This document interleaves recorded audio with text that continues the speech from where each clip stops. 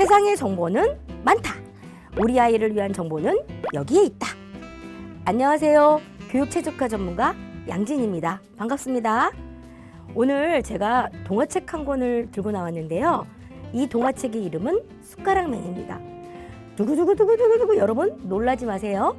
이 동화책을 쓴 작가는 바로 9살이에요. 여러분 9살이면 만 7살이거든요. 만 7살짜리 친구가 숟가락맨이라는 동화책 한 권만 쓴 게 아니라 숟가락맨, 똥맨, 찔찔맨, 훌쩍맨 이렇게 자기 생활 속에 있는 단어들을 가지고 60권의 동화책을 썼고요. 초등학교 3학년 때는 자연관찰이라는 동화책을 20권을 썼대요. 이 아이가 누구일까요? 놀라지 마세요. 바로 제 아이입니다.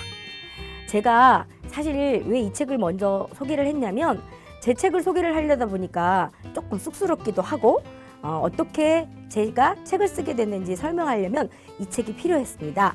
자, 이제 책을 좀 바꿔볼게요. 자, 제가 쓴 책은 바로 이 책입니다. 저자 양진, 교육의 스위치를 켜라!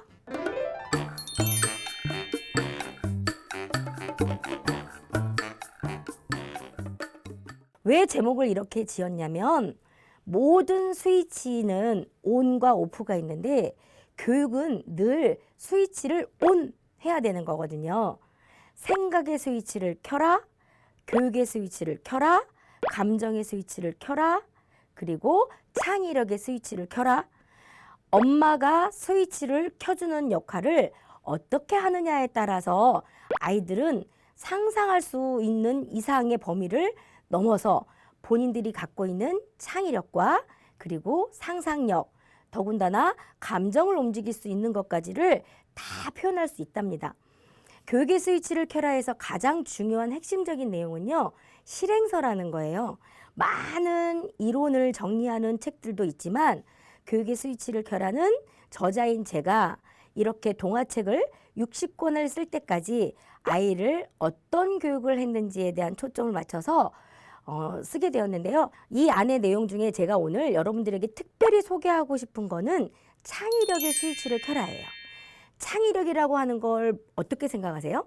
창의력은 무한대예요. 특히 5, 6, 7, 8, 9세까지 아이들은 자기가 생각하는 걸 말하면 되거든요. 말하는 것이 곧 창의력이다. 그러면 그 말을 많이 제대로 하게 하려면 어떻게 해야 될까?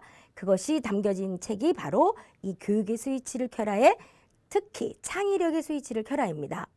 여러분, 아이들에게 창의력이라고 하는 것을 만든다고 생각하는 게 아니라 아이들의 창의력은 끊임없이 발달시키는 거라고 생각을 하면 훨씬 편할 것 같아요. 예를 들면 동그라미 하나를 그렸어요. 엄마 눈에는 이게 동그라미라고 보이겠지만 아이들에게 물어보면 그걸 절대 동그라미라고 국한해서 말하지 않습니다. 그러니까 질문이 좀 달라져야겠죠. 네가 그린 이게 뭐야? 라고 물어봐 줬을 때 아이들은 그 동그라미 속에 있는 내용들을 말하기 시작합니다. 어떤 동그라미는 엄마가 될 수가 있고 어떤 동그라미는 아빠가 될 수가 있고 어떤 동그라미는 동생이 될 수가 있고 실제로 제가 강의하다가 깜짝 놀란 게 있었는데요. 동그라미 10개를 그렸어요. 5살짜리 친구가. 그래서 네가 그린 이게 뭐야? 라고 물어보니까 동그라미를 하나씩 설명하는데 그 동그라미 중에 뾰족하게 나온 동그라미가 하나 있어서 이건 뭘까? 라고 물어보니까 이건 우리 엄마가 좋아하는 체리예요. 이렇게 얘기를 해요.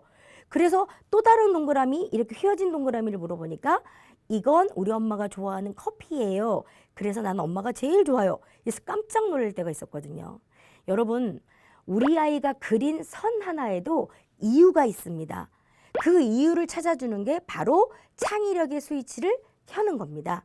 엄마들은 아주 굉장히 크고 다른 생각들만 창의력이라고 생각을 하는데 창의력은 그런 게 아니라 아이들이 자기의 생각을 제대로 표현할 수 있도록 도와줄 때 많은 것들을 표현해 가면서 창의력의 스위치가 켜지는 거거든요. 우리 아이들에게 늘 엄마들이 말씀하시는 거 있죠. 너는 왜 이렇게 창의력이 없니? 그렇게 말을 듣는 순간 아이들은 창의력이 없는 아이가 되어버려요.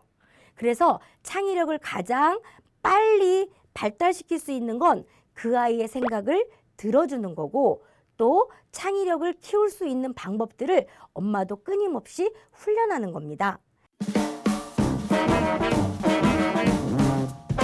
우리 아이가 이렇게 컸으면 좋겠어 라고 생각은 1톤만큼씩 해. 그런데 실제로 1g의 행동을 하지 않으면 절대 아이들은 변화하지 않습니다. 그래서 오늘 여러분들에게 1톤의 생각보다 1g의 행동을 실행할 수 있는 시크릿 박스를 소개할까 합니다. 이 시크릿 박스 안에는 여러분들이 아주 재밌고 즐겁게 실행할 수 있는 그런 재료들이 들어있거든요. 저랑 같이 시크릿 박스를 열어보도록 하겠습니다. 짜잔! 시크릿 박스입니다. 자, 오늘의 시크릿 박스 놀라지 마세요. 짜잔! 깜짝 놀랐죠? 이게 사실은 엄마들이 시장에 가서 이렇게 생물을 사다가 아이들하고 훈련하는 거 별로 없어요. 이게 고등어인데요. 이 안에서 오감각을 다 교육할 수 있거든요. 자, 먼저 비린내 나는 거 절대 걱정하지 마세요. 아이들은 이걸 비린내라고 생각하지 않아요. 아이들에게 이 냄새가 어떤 냄새냐고 물어보면 대부분 80% 이상이 바다 냄새라고 표현합니다. 그 바다 냄새라고 하는 순간 아이들은 지금 바다에 가 있는 거예요. 그리고 그 바다 냄새를 표현한 아이에게 그러면 바다에 가면 고등어도 있고 갈치도 있고 이렇게 엄마가 노래를 해주시는 거예요. 그러면 아이들은 자기가 생각하지 못했던 많은 물고기들을 떠올리면서 마치 자기가 바다에 있는 것처럼 그리고 한 손으로 이렇게 쥐어주세요. 이러면 뭐냐면 자기가 이 고등어를 잡았다고 생각하는 성공의 경험이 들어간답니다. 10번 자연관찰에 나와 있는 책을 보는 것도 중요하지만 그 책을 본 거를 이렇게 실물로 바라봤을 때 아이들은 머릿속으로 저장되는 그런 용량이 훨씬 크거든요. 자, 그리고 마지막으로 진짜 중요한 교육은 이 고등어를요, 아이랑 같이 손질해서 직접 석쇠를 앞에다 두고 구워보세요. 그러면 무슨 냄새가 나는지 한번 떠오르게 해보면 이게 후학교육입니다. 모든 교육은 정성을 들이지 않고 완성될 수가 없어요. 이제 오늘 저랑 같이 창의력의 스위치를 켜라, 교육의 스위치를 켜라, 그 책을 통해서 엄마들은 1g의 실행을 이 고등어로 해보면 어떨까요? 저는 1톤의 생각보다 1g의 행동을 소중하게 생각하는 교육최적화 전문가 양진이었습니다.